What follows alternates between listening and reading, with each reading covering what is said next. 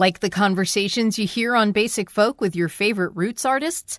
Then join Back Catalog Listening Party, a weekly podcast where you can dig deeper into their catalog. Top songwriters like Mary Gauthier, Chris Smither, Dar Williams, and Lizzie No join host Mother Banjo and Anthony Ehrig to talk about their old albums with a live online audience.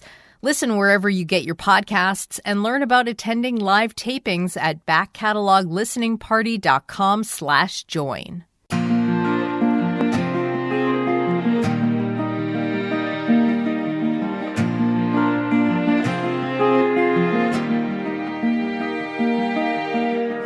Hi, and welcome to Basic Folk, where we have honest conversations with folk musicians on the bluegrass situation.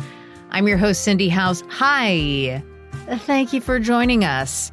Today on the podcast, it's our very last interview that we did on Cayamo 2025, the Cruising Music Festival.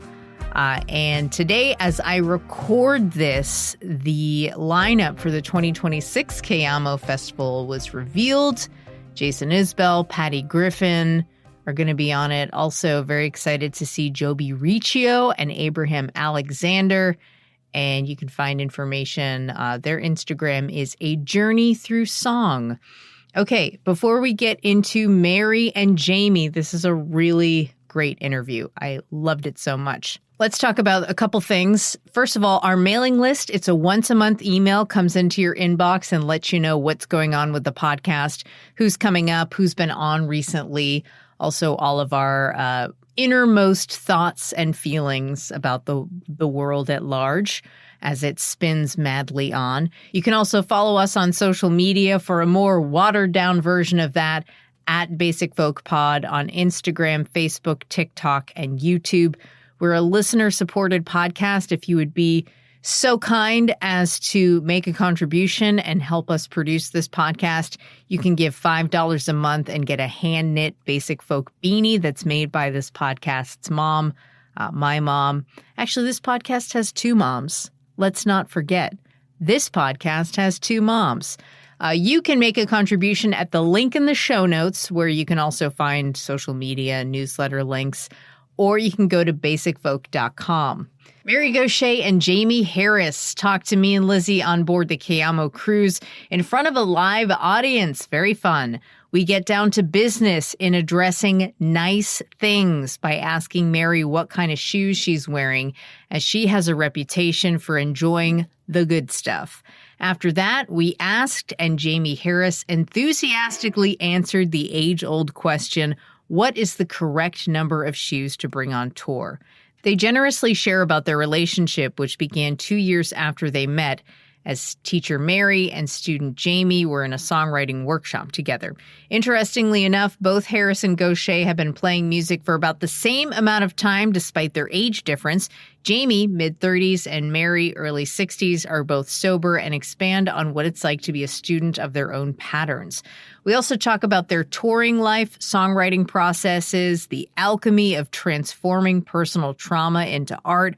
We get to hear the very cute story of how Jaimee first heard Mary Gauthier by way of a Ray Wylie Hubbard song called Name Dropping. Mary, in turn, talks about her first impressions of Jaimee's songwriting. Spoiler alert, she was completely floored. They share their future plans with us, where they say there will be a Harris Gauthier album right after Jaimee completes the 3 records in her head and Mary writes her second book.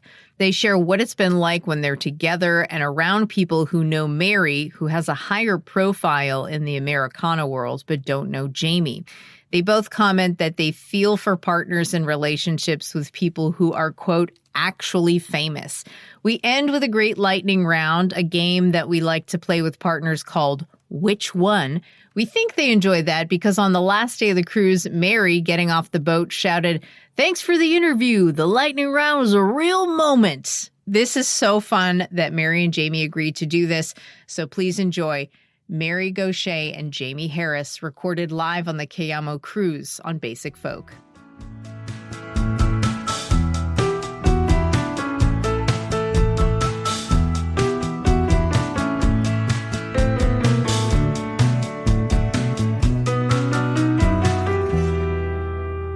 very excited to be here talking to Mary and Jaimee today, and thanks everybody for joining us. And good morning. Thanks for being here.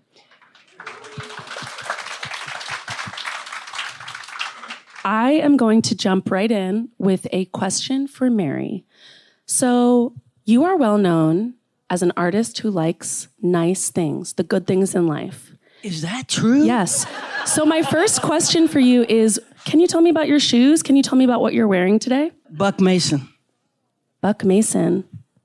Oh, that's a nice ankle boot. That's very nice. Buck Mason is very nice. I like soft leather. The hard leather hurts my old feet. Mm-hmm. And I don't have the tenacity of a young person to break in hard boots anymore. And I may not even have the time. So is it okay if I take that for a lyric? They need to be broke in already. So I like zip boots. I don't like to be pulling on the two-side things that inevitably are going to break. So I found a nice zip boot. These are kind of modeled after Italian boots, which I really love. Mm-hmm. But let's backtrack. I'm known as an artist that likes nice things. Well, because you dress nicely. You dress well. You're like a fashionable person. You have a curated look. This is starting out awesome. Yeah. I literally had no idea. Your reputation precedes you. Well, the next question is related, but it's for both of you. So in my musician gals group chat, we always have this ongoing debate. What is the correct number of shoes to bring on tour?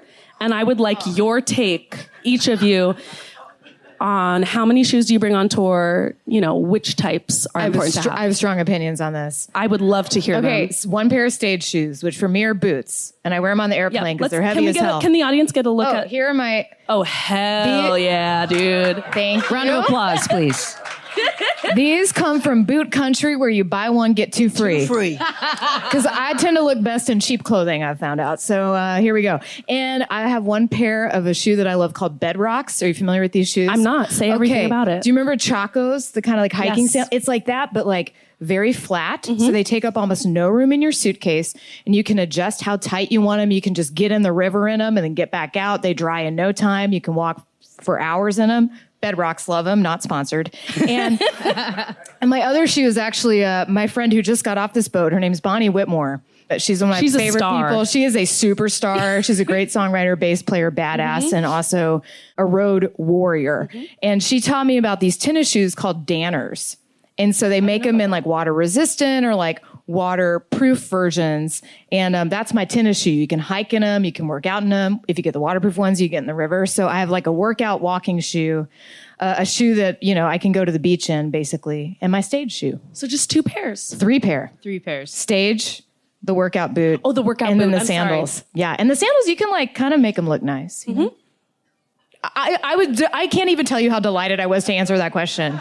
No one has ever asked me that question. It's so important. And I think my opinion is right on the number. So we have honest conversations with folk musicians. Okay, what's your answer, Mary? How many shoes do you bring on tour? Well, this is girl talk, and I'm not good at it. I think you've been doing great already. Well, I tend to bring the boots that I wear on stage and then shoes I can work out in. Just 2? Yeah. Bold and efficient. What's your workout shoe? Hookahs. Okay. Those are good. Round of applause for hookahs. Working out on little clouds. And I didn't know about them. Jaimee said, here's what you need because your feet hurt.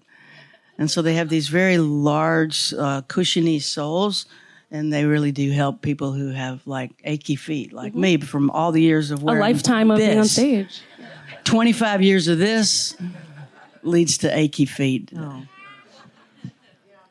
So, Jaimee, you grew up outside of Waco, Texas. Your dad was your main musical source. that was him whistling. I guarantee it. Round of applause for Dad Harris. And it seems like your family was very supportive, very musical. Mary, you had like less of a traditional situation down in Louisiana. You were adopted at 11 months. You left home early. What have you learned from each other about the idea of family? We're going from shoes right to the... My whole family is on the boat right now in this audience. I don't know. Remember, it's honest conversations with folk musicians. Jaimee? Can you repeat the question? Because I think I blacked out for a minute while you're asking it. What have you learned from each other about the idea of family, coming from two such different situations? I truly don't know how to answer this question. I don't know how to answer it. I don't know how to answer. I think we may talk to our therapist about this the next time we go for couples therapy. I love that. And evaluate why we're both stumped. Okay, well, I have a related question Okay. about the family that you make together. In what ways would you say that you have a traditional relationship? And what parts of your, new created family are unconventional?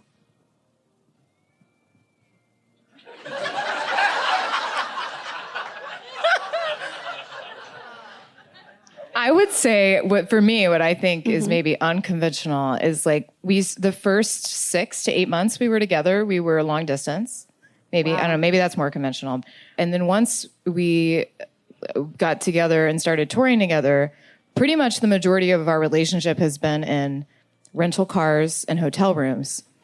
And so when the pandemic hit and we had a whole condo to ourselves, it was like, wow, we've got all this space. But we live so much of our lives in really tight quarters with each other, and we do really well. Like, we get along really well. We're a really good team.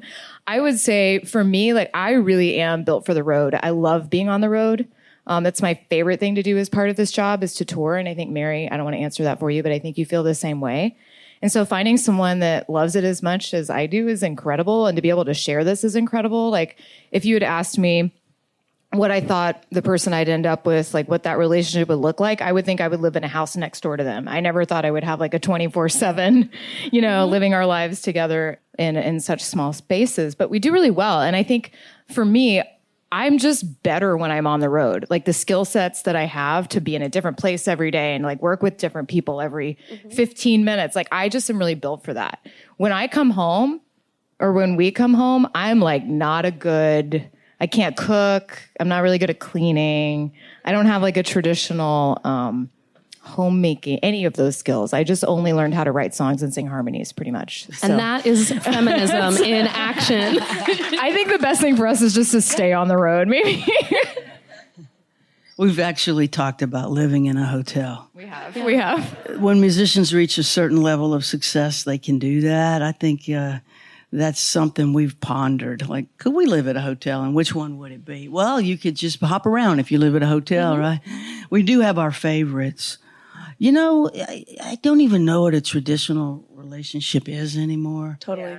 We've kind of blown that apart in some ways through a lot of different social change and so forth. I don't really know what traditional roles are anymore. That's kind of gotten complicated as well, which I think is good. But what we have is a partnership, and we tend to do really well in environments I think a lot of couples would struggle in, because it's intense to be in a different town every night for like 19 nights. And we got a schedule, we got to go. We have to be gracious, meet people, shake hands, be upbeat, and get the hell to bed, get up and go, get to the airport, get rid of the rental car, go up, go down, go back to and get another rental car, go. And it can be quite a bit of pressure. And somehow, in spite of the intensity of it, our partnership, I have strengths that are her weaknesses. She has strengths that are my weaknesses. And it really does work. And I don't know how to compare that to what a more traditional relationship would be, but I think that we both feel really grateful and richly blessed to have a partnership that works in the field that we're in, because it can be, the travel can really be a pressure cooker. Traffic jams. We're convinced we're going to get caught in some environmental collapse situation. But you're ready. Floods, tornadoes. I mean, we've been in tornadoes. Hurricanes. We've been in hurricanes. 2 or 3 tornadoes already. Yeah. I mean, there's always something really bad happening somewhere. Fires. This is the reality of the planet now, and we're bobbing and weaving and dodging through a lot of that. We play in the Rocky Mountains, a festival called the Rocky Mountain Folk Festival, and I teach at the song school there. And it's a elevated place, and the main stage went underwater by 8 feet, probably 7 or 8, maybe 9 years ago. and the owner's cabin and his dogs. He had to save his dogs. He had to swim. The little St. Vrain River became a rushing river, and giant boulders ended up in the field where the fans would come to sit and watch the show. And so there's nowhere that you can go that you can avoid what catastrophic climate stuff. And so add that to the list of stressful things we have to bob and weave and dodge as we make our way around this traveling life of the troubadour.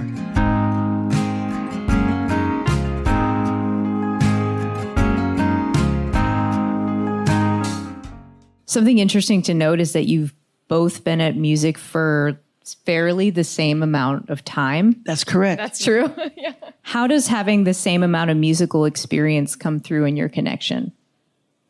Well, I think Mary said, like, our weaknesses and our strengths are opposite. They're different. Yeah. So we complement each other. Mm-hmm. And we I know when I don't know, and Jamie generally knows when I don't know. And she knows when she doesn't know, and I generally know when she doesn't know. We should have a whiteboard. That was hard to articulate. It's like David Lynch talking about Eraserhead. I love it. That's fabulous. Yeah, I mean, I feel like, I have learned so much from Mary. Like, Mary is not just music. I mean, of course, musically, but also, like, just like she was talking about, the way that she navigates the road is incredible. Like, a lot of artists that work as much as she does might have a tour manager or somebody else. Like, she is doing it. She taught me how to work a merch table. She taught me how to pack a suitcase. I mean, she's taught me everything about being on the road. And I've talked about this a little bit before, but you mentioned I started playing in a band with my dad, and then I was in a duo and a trio and then a band. So when I quit my day job, it was before Mary and I got together. I put in a notice I was going to quit my day job and make music my full-time job in 2018. Well, I had always had someone else on stage with me before. I had never really been alone on stage with an acoustic guitar, especially for more than one or two songs. So when I quit my life, the first gig I did with Mary was at HBO. Okay, pitching songs for HBO. So that was terrifying, but great and fun. And then we went to Italy and the Netherlands, and I sucked so bad. I was terrible because I didn't have the skill set to be a troubadour. I was more of a collaborator. I just had always had someone on stage with me. I didn't have the songs for it. And I have a lot of doubt about my ability to articulate what I'm thinking and feeling clearly with my speaking words, which is why I became a songwriter, so I could communicate in song. So having to talk between songs, I thought I was going to die. It felt like primal. It was horrible. And I got reduced to like one or two songs so I learned how to be a troubadour from Mary. She had that skill set which she's one of the greatest, okay, of course, in that tradition of troubadouring. And also I live in a house or a hotel room essentially with I believe one of the greatest songwriters of all time. That made me want to kick up my, how I write, it made me want to, I've gotten way better at editing my songs. I've gotten way better at, combing the lyrics over, and we've really started to share what we're working on with each other, and have been writing together, which has been really exciting. But that's what I've learned from you, I think. Well, and more. But in my travels, mostly I've traveled alone, and so having Jaimee with me has elevated me musically in many, many ways. She's as you've probably heard her voice, she's an extraordinarily gifted vocalist. Yes.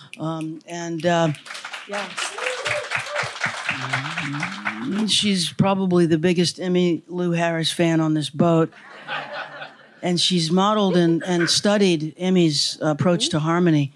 And is, I think, very good at finding the right note to complement my notes harmonically. And having a really she hits a note in the bullseye, She's got really good pitch, and mine can waver. So having someone with good pitch elevates my pitch. Yeah. I'm not a strong singer in any way.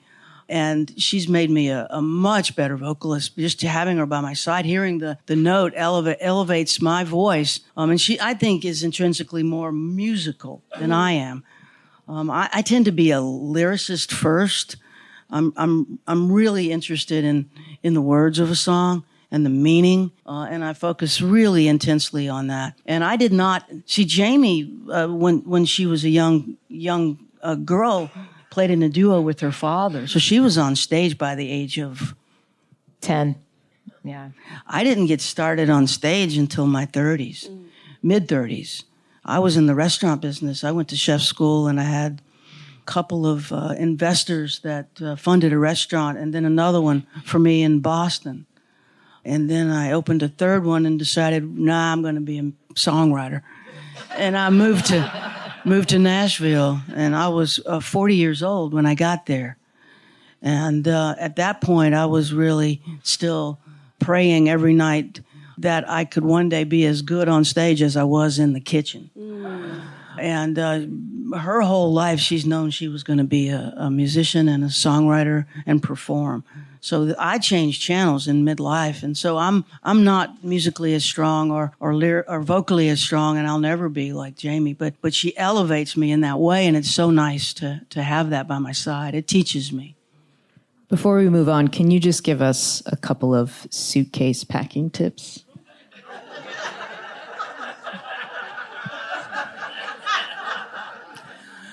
The suitcase itself matters, okay? If you get a heavy suitcase, you're already starting behind. That's right. The heavy suitcase is a problem. The suitcase, let's start with get an expensive suitcase that when it breaks, they give you a new one. I got this Victorinox suitcase. They've given me at least 10. Maybe 11. You just call them up and say, well, it's done broke again. Yep. And they say, send pictures. And so I send pictures and they go, yep, it done broke again. And I send them the broken one, and then we both agree they can't fix it because it done broke bad. And they send me a new one. The suitcase like $700 and something, but I mean, when you get like 12 of them, at that point, it costs 49 cents. And on tour, I have learned that the quality of my suitcase is more important for my health than like my apartment. Yeah, absolutely. It's a Get a really good suitcase that they'll replace for free if it breaks, and make sure it's not heavy. And for me, I can pack in 10 minutes. Jaime's still working on that. That's true, but you're so good. I mean, my personal suitcase is its own universe, but the merch suitcase, like you have that figured out, like exactly how much merch to pack, how much merch. Your suitcase comes home pretty much empty every time. You know exactly how much. Does that come from the restaurant? That is a huge flex. I ordered liquor for a 3-story bar in Baton Rouge when I was in college at LSU. That bar would do $18,000-$20,000 every weekend, every weekend night. I could get the orders right for the bar. Figuring out CDs for a few shows is nothing for me. I also ordered for 3 restaurants, so I'm pretty good at estimating what we're going to do and what we're going to need. And I can pretty much guess down to 1 or 2. I used to be so good at cash because of running restaurants. I could put my hand on a messy pile of bills and like name within a couple of dollars how much money was there. Damn. Wow. That's what happens when you run bars and restaurants for 20 years. You get the feel for it. But I think that, many musicians are right now in transition around merch and stuff. And so we're trying to figure out what we can sell y'all that doesn't weigh a lot, and that's not a CD. So we're in this phase of, like, Jaime's selling these wonderful glasses. Cute. I'm selling bandanas. I'm in my tote bag era. They're all the same size. We love tote bags. Yeah. I have a follow-up question about the liquor ordering. It's not really about that. You guys are both sober. Yes. Jaimee, you've been sober since 2014. Yeah, and you married since 1990. Yeah, I'll be 35 years sober this year. Hell yeah. And we have read that you've said that your sobriety has brought a teachability to your relationship. Like you're both willing to do the work and do the self-reflection. How would you each describe yourself as a student of your own patterns? Still learning. Yeah. very hard. Well, recovery, if you're really in recovery, is a commitment to a certain way of life. And that way of life is predicated by humility and willingness to be of service and to have an honest look at yourself with the help of other people who can actually see you. And so that way of life, we're both committed to it.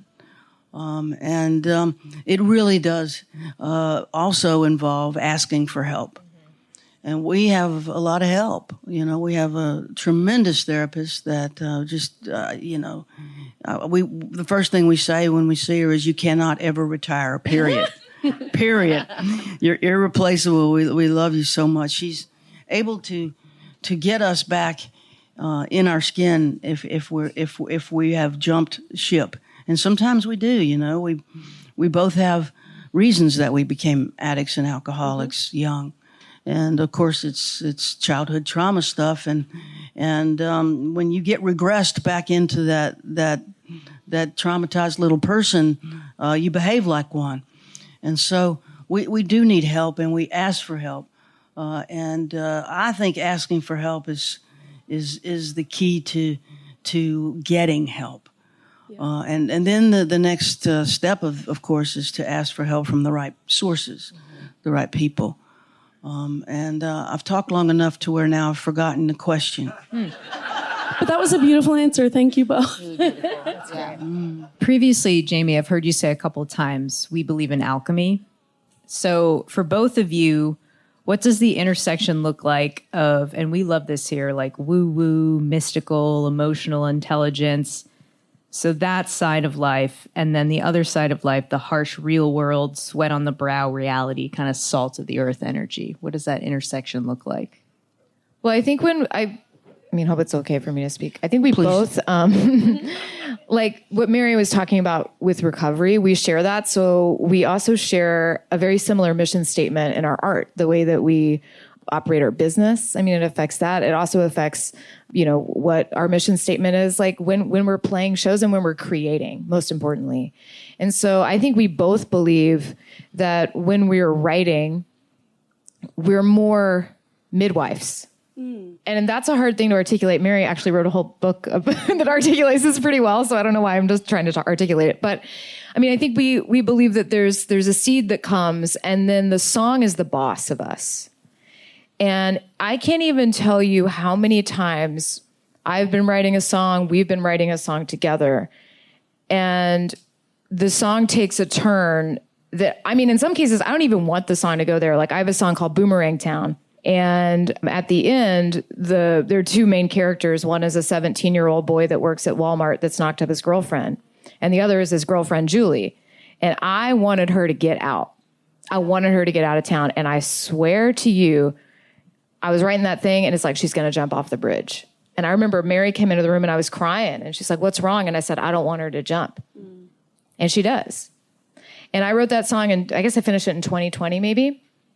And if I had done what I wanted the song to do, it would have totally diminished the song's power, especially now with what women in Texas are faced with, in my home state of Texas. I mean, that song means more than I could have known now than it did in 2020 when I wrote it. And I totally could have limited it by not. That is alchemy. That's alchemy. And I think we really both share that idea, and the idea of, taking what we've excavated in recovery, what we're trying to deal with. The songs are so far ahead of us in our lives. Mm-hmm. Always. I mean, I remember there's another song I wrote. I don't even know how I wrote this song, 4 months into recovery, called Snow White Knuckles. And I thought that was a little personal song about me. I couldn't have imagined that I would share that song at a women's prison in Texas, that I would be playing it at a place in Oklahoma called Women in Recovery, which is an alternative for prison for women in Oklahoma, because Oklahoma incarcerates more women than any other state in this country. And there's a wonderful man that's trying to help that. And so there's an organization that helps these women. That song that I thought was about me was about so much beyond me. And so I think we're just really faithful to allowing the song to be midwifed instead of exercising our control over it. And that, whether the alchemy comes for us ourselves in the process of writing it, or 5 or 10 years later, we do experience it. And then it's, useful to other people. Yeah, alchemy is a big discussion. I'm a believer in alchemy, and that's just a fancy way of saying this shit's magic. Yeah. A song can take the worst day of your life and turn it into something beautiful that helps someone who's struggling out there. A song can take something that was extremely hard to go through. You bring it to listeners, and it can offer them some relief. So many times people tell me, that song saved my life. That song gave me a life jacket when I was at sea alone, because it made me know someone understood. You know, I had the great privilege of doing a tour with Willie Nelson, and at the end of the tour, we were all standing around in a hotel bar in London, and I asked him, I said, Willie, tell me in your experience, why do people like the sad songs so much? And he said, well, Mary, I reckon they figure if old Willie has to go through it, then an angry God hadn't singled them out personally for suffering and sorrow. Basically said, I do the sad songs to bring people hope, that life can be a struggle, and everybody goes through it, and it doesn't matter if you're Willie Nelson or Joe Schmo. There's going to be times when you're crazy for crying, crazy for trying, and crazy for loving you.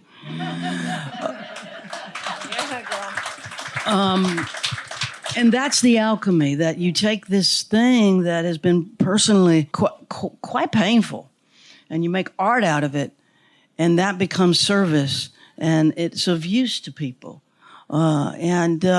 Alchemizing trauma is something I became interested in working through my own early childhood in the orphanage, and then working with veterans and seeing just how profoundly powerful it was to get them to articulate in a song what was eating them, and watching their reaction to other people's reaction to their song. See, soldiers are trained not to talk. But they are trained that you don't talk about this stuff. And when I was working with the veterans, getting them to talk was a stretch for them. And putting into a song I wrote with the veteran, their real experience and their real emotion was terrifying for them. And then when they looked out and saw other people experiencing emotion and having other people come up and say, thank you, man, thank you, that's me. They realized, first of all, that their experience was universal in some way, and that their experience was useful to others. See, we have a military that is run by volunteers. We don't have a draft. These are some of the finest people I've ever met in my life, and they chose to serve. They volunteered, and if you can work through their fear of articulating what's going on and tap into their just nature to serve, they realize that, I don't want to talk about this, but if it helps you, I'll do it. And that's alchemy. Mm-hmm. It takes something really, really, really hard and turns it into something else. It's taking coal under pressure and turning it into diamonds. Mm. Yeah.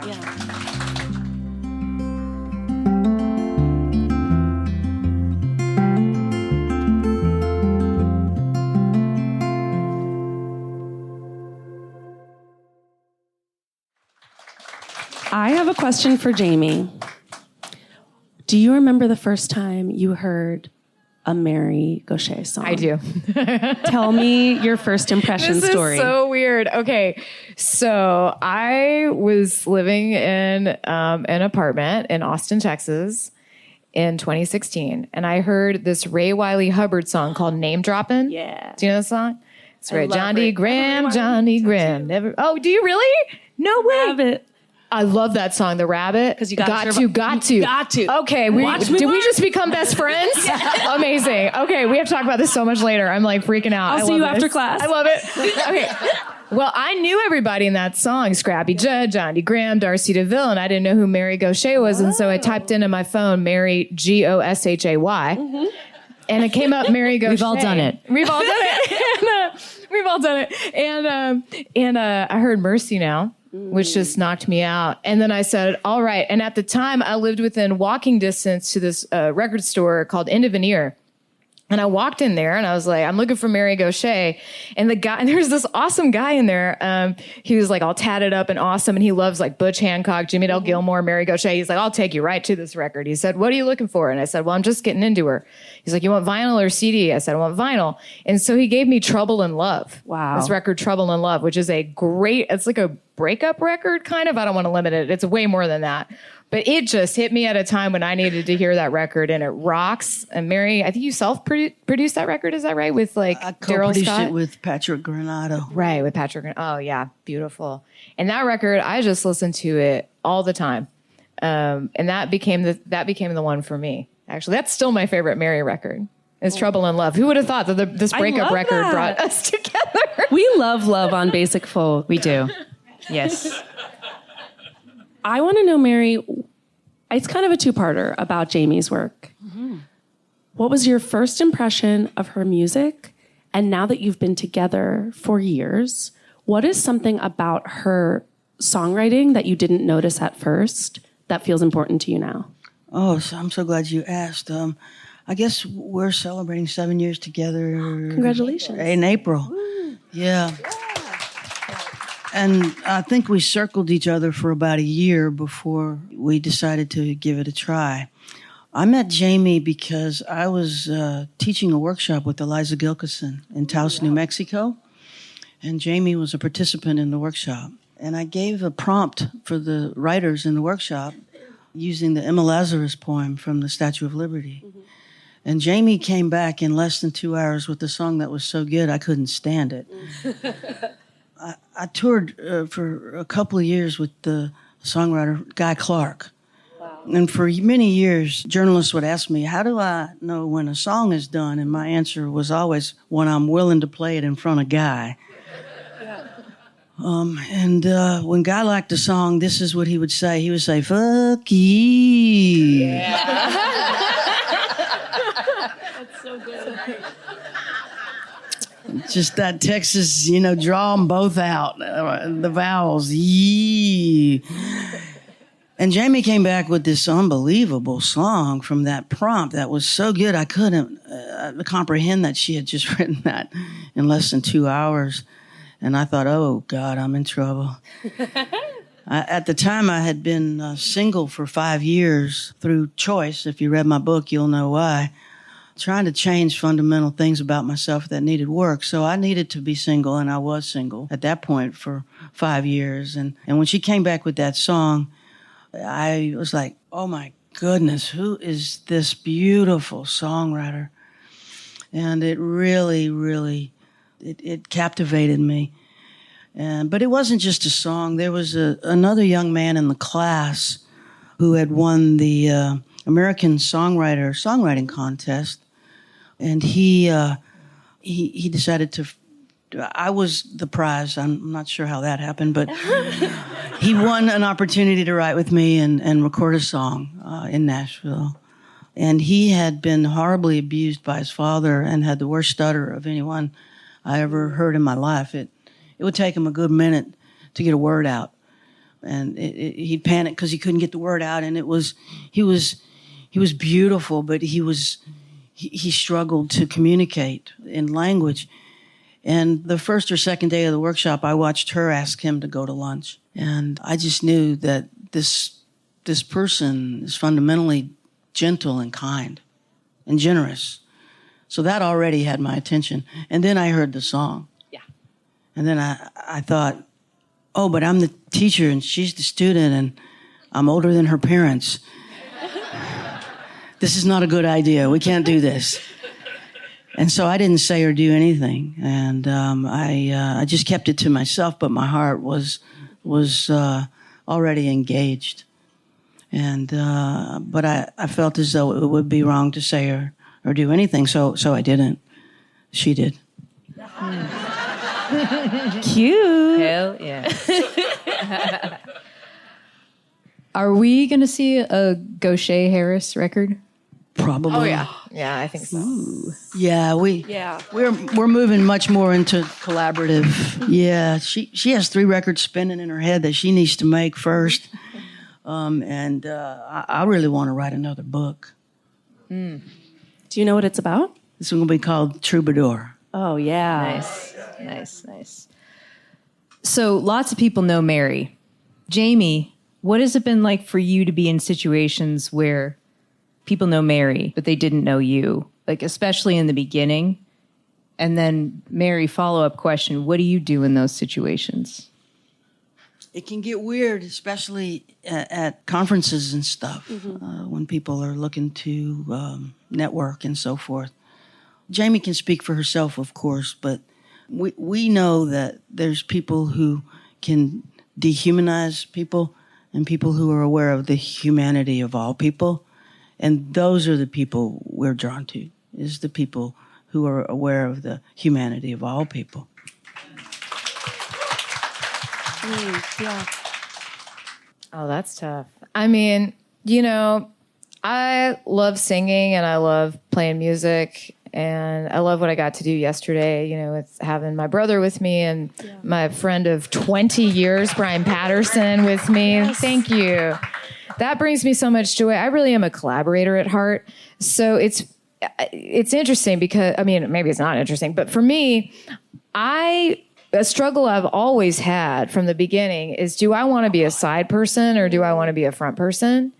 Does it really matter to me? And to be honest with you, since it's already come up, I am a supreme fan of Emmylou Harris. And because of working with Mary, I got to meet Emmylou, who I still cannot complete a full sentence around, even though she's been nothing but nice to me for 6 years.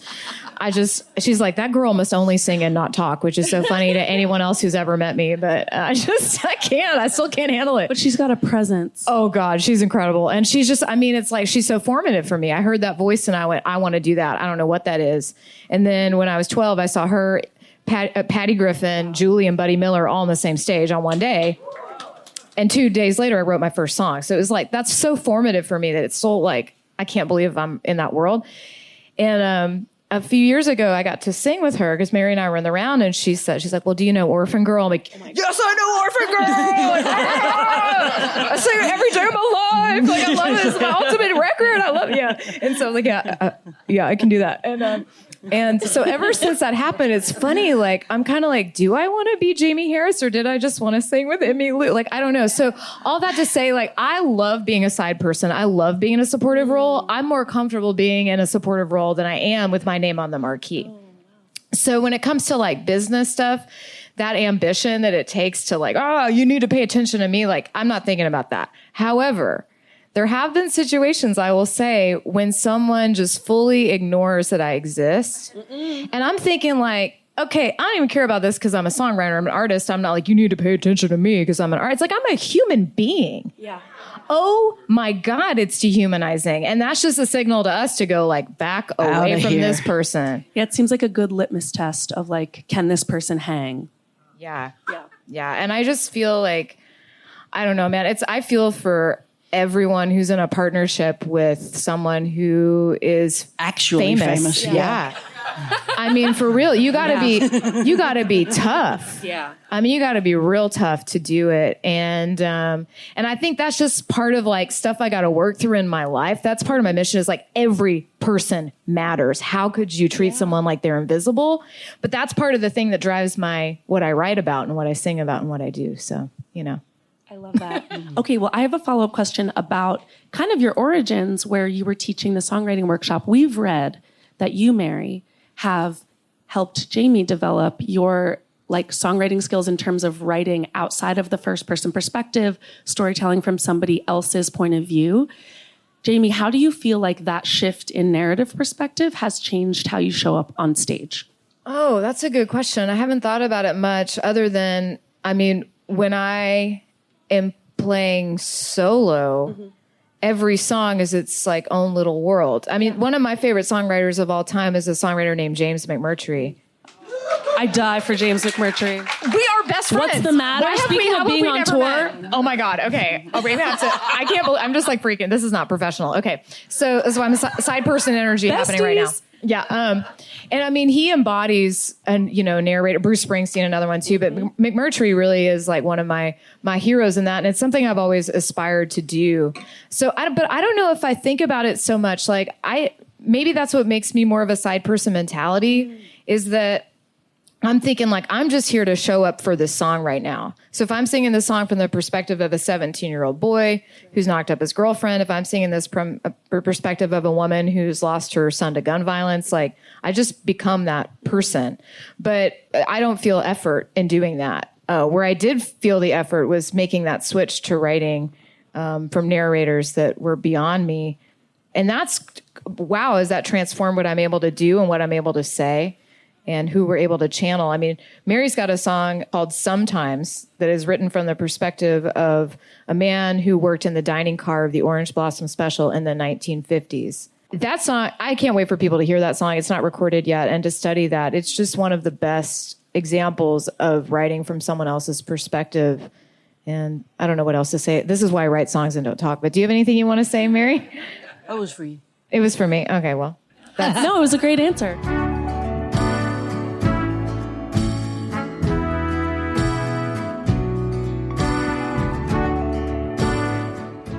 Mary, let's talk about your business voice versus your feelings voice. Whoa. I was listening to you on a podcast, and you were sharing all this amazing, incredible wisdom, and you have a certain tone in your voice, like you can barely contain the message when it's coming out. Conversely, I think in the same episode, you were talking about business and the lessons of the music industry. You are very clear, you're very direct in your tone. So what's going through your mind when you're in both modes? Like, what do each do for your brain, and what does it feel like in your body? Yeah, that's such a good question. I love talking about the creative process, and I love working with songwriters, and I love talking about the art form. But I also am really interested in, and I'm an entrepreneur at heart. So I'm interested in business, and a lot of artists really don't have that interest. Before I became a musician, a songwriter, I was a business person. By the time I was 25 years old, I had talked people with money into opening a restaurant with me running it.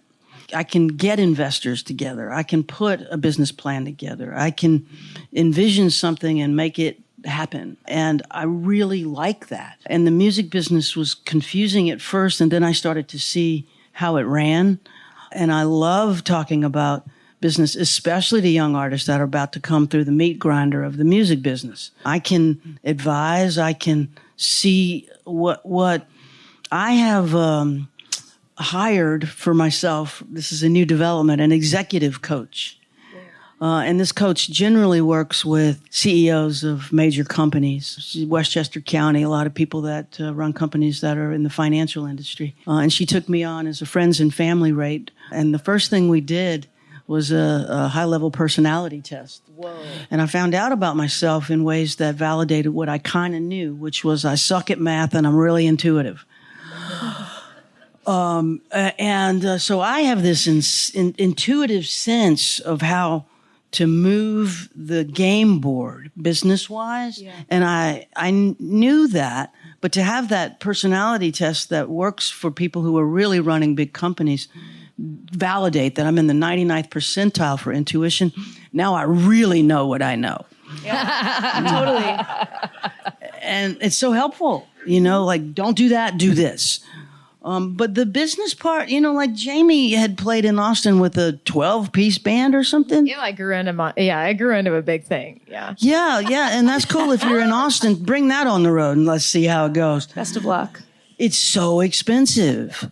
I've had artists that are kind of household names at this point tell me they're not making any money. They got a bus, they got a band, they got a major label record deal. Their name's on the marquee. They're playing much bigger venues than me. And they're sinking because the business manager takes 5%. The booking agent takes 15%. The manager takes 10%. Do that math. That's 30% off the top of gross. And the net and the gross in this business are so wildly different. You can add $1 million and bring home 100,000. Flights. I live that math. Cars, hotel rooms, food. I mean, it's expensive. You're constantly doling out money. You're eating on the road 3 meals a day. It is expensive to be out there with people. And so one of the things that like Jaimee spoke of when we got together is I told her, get a passport. We're going to Europe, and you're going to be opening the shows, and we're not bringing a band. She's like, oh, no. Not even one little person. No. One person is $100,000. No, yeah, I lost my mind. Yeah, no, and it undid her, but then she rebuilt it, and she can really do that now. Yeah. You know, the goal is for her to have a band, but I think that ultimately the business, the numbers, and the way to run it is something that I'm just, I'm passionate about the artist making a living. That everybody around them's making a living, but they're not. It's crazy. No, I think we have a big misconception in our culture that artists are not workers. Like, we are cultural laborers, and we deserve to have a living wage just like anybody else. But there's a disconnect culturally these days. Well, when people on your team, the most important ones are commissioning your gross, not your net, that just doesn't work. It's just rigged. It worked in the old days. These aren't the old days. And so there's a movement to restructure it. And like I have someone who provides management services for me, and I pay her a monthly fee. So she's not commissioning. People who work on commission tend to make more than the artist themselves after the bills are paid, especially in the first, let's say, a decade or so of building a career. So the model is kind of busted. Well, you've answered our next question. We were going to ask about management. Moving on. Jaimee, Mary's helped you on the business side of things like we've talked about, and you said previously one of my struggles is worthiness. So how has being more business-oriented changed your sense of worthiness? Well, I mean, that's something I'm working on in my life, is standing up for myself, just saying no when my gut feels like I shouldn't say yes. I mean, that's something I'm in recovery for that stuff too. I mean, for being right-sized, for not shrinking myself. And I mean, like I said, I get to live my life with, I think, one of the greatest songwriters of all time. So even though, there's some stuff where I'm like, well, yeah, that has to come from internally. It's nice to have some external validation, about my art when I feel like, am I crazy for doing this? Am I delusional? Is this only happening because, I don't know, for whatever reason, like she's my partner in every way. So it's hard to untangle. She's also really good at letting me know, like we consider ourselves partners, but sometimes I see her as my boss, like in the musical, right? She's the boss of the band. Hot. It's her name on them.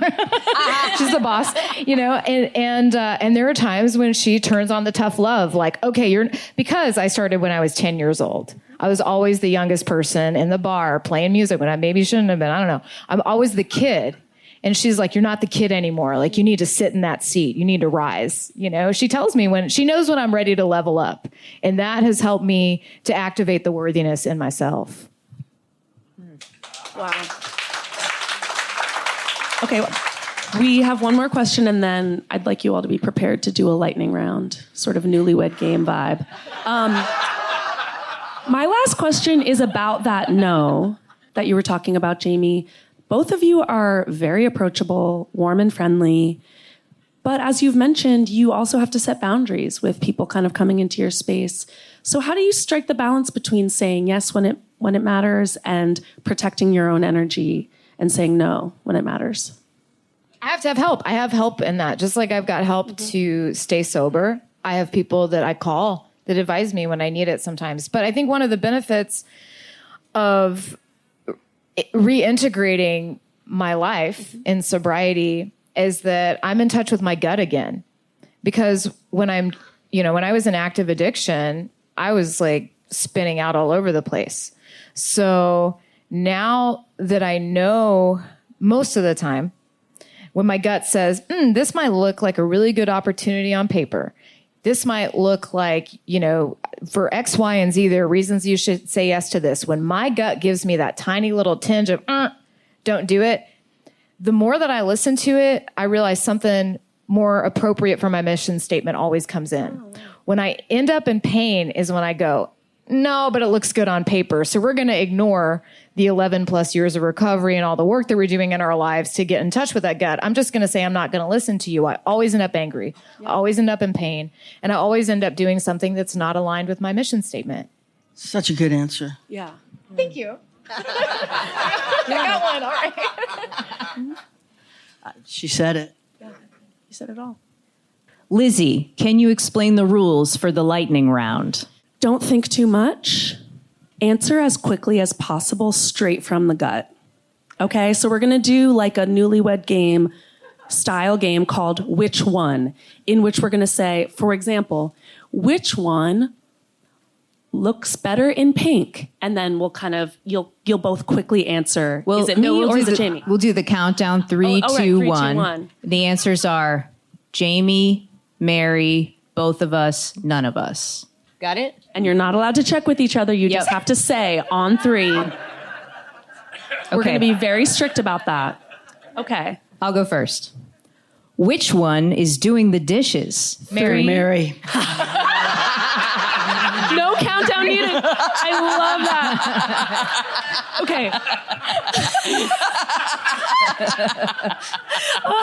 Okay. Which one is driving? 3, 2, 1. Jaimee. Great. Which one waters the plants? 3, 2, 1. Mary. No plants. That's right. We had one plant that died. Thank you for your honesty in that. Which one plans the party? 3, 2, 1. Mary. Love it. I want you to do this one. Okay. Which one befriends babies? 3, 2, 1. Both of us. Jaimee and Mary. Oh, sweet. Which one is petting every dog? 3, 2, 1. Jaimee. Okay. And final question. Which one can always be trusted to keep a secret? 3, 2, 1. Jaimee. Oh my gosh. So fun. Mary Gauthier, Jaimee Harris, you have been such great guests. Thank you everyone for coming. Thank you so much. That was amazing. Oh my Great question. Wow. This episode of Basic Folk was produced by Anthony Cabrera. Our music composed by Dietrich Strauss. Basic Folk is a production of The Bluegrass Situation. You can find all of our episodes there. You can search for Basic Folk on the SiriusXM app. You can find us on folkalley.com or Folk Alley's mobile app. You can go to our website, basicfolk.com, or you can listen wherever you get your shows. If you enjoyed this episode, we suggest sharing it with a friend. Like maybe that friend that you know that has been crushing on this very talented, kind of famous musician or athlete for many years, but they're like, I don't know if I should make the move because maybe Jaimee Harris and Mary Gauthier's story will be an inspiration to them and they will enjoy. Okay, I hope you are wonderful and thank you for listening all the way to the end. We'll see you next time. Bye.